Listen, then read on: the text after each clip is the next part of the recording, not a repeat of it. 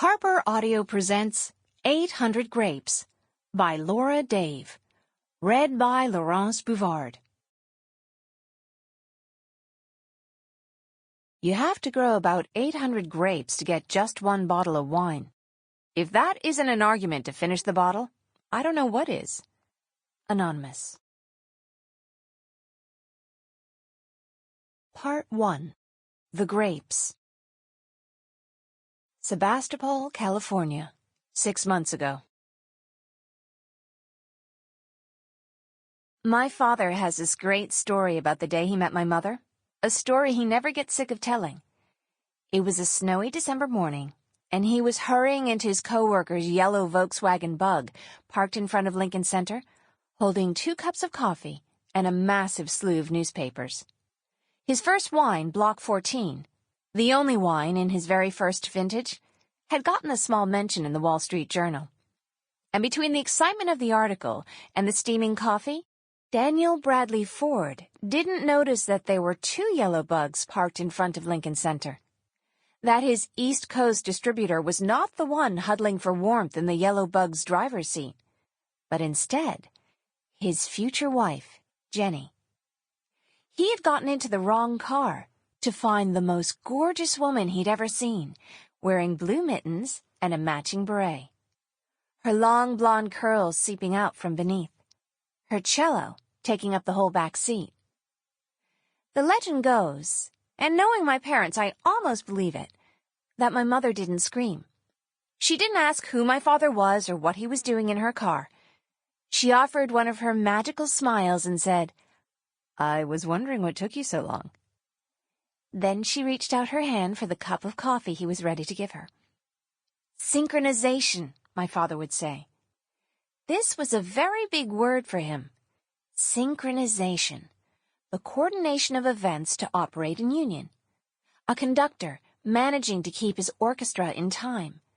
The impossible meaning of light reflection and time exposure that leads to a perfect photograph. 2 yellow bugs parked in front of Lincoln Center at the same time, the love of your life in one of them. Not fate, my father would add. Don't confuse it with fate. Fate suggests no agency. Synchronization is all about agency. It involves all systems running in a state where different parts of the system are almost, if not precisely, ready. For my father, it was the basis of how he approached his work. First as a scientist, then as a winemaker. He was one of the first biodynamic winemakers in America, certainly in his little corner of it. He considered not just the grapes themselves, but, as he liked to espouse, the ecological, social, and economic systems that needed to be synchronized in order to properly grow them. My father said that doing it any other way was lazy.